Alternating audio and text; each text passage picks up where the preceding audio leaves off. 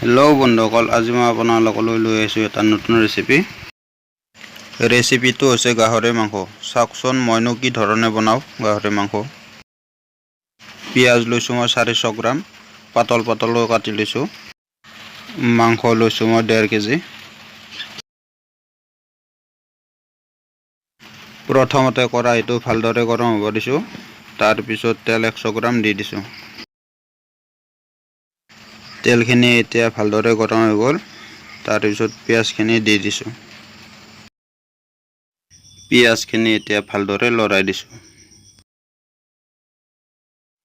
পিঁয়াজখিনি এতিয়া ভালদৰে ভাজিব লাগিব। লগতে নিমখ 3 চামুচ দি দিছোঁ।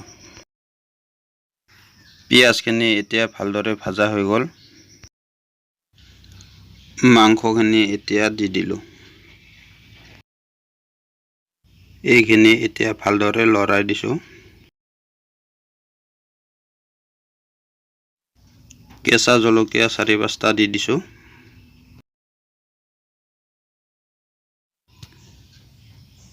আদা নহৰু পেষ্ট দিছোঁ 1 চামুচ ডাঙৰ চামুচেৰে। এইখিনি এতিয়া ভালদৰে লৰাই দিছোঁ।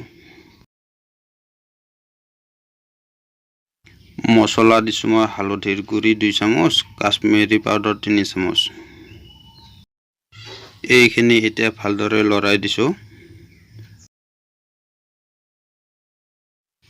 তাৰপিছত ধনিয়া গুড়ি দিছোঁ 1.5 চামুচ আৰু জিৰাৰ গুড়ি 1.5 চামুচ। তাৰপিছত এইখিনি ভালদৰে লৰাই দিছোঁ।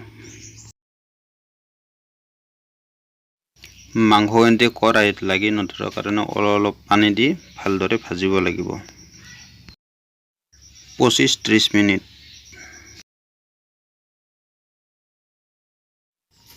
মাংসখিনি এতিয়া ভালদৰে ভাজা হৈ গ'ল।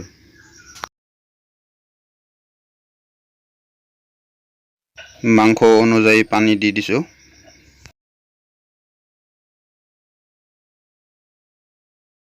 এইখিনি এতিয়া ভালদৰে উতলিব লাগিব। মাংসখিনি এতিয়া ভালদৰে উতলিছে আৰু অকণমান পিছত নামাব পৰা হৈ যাব।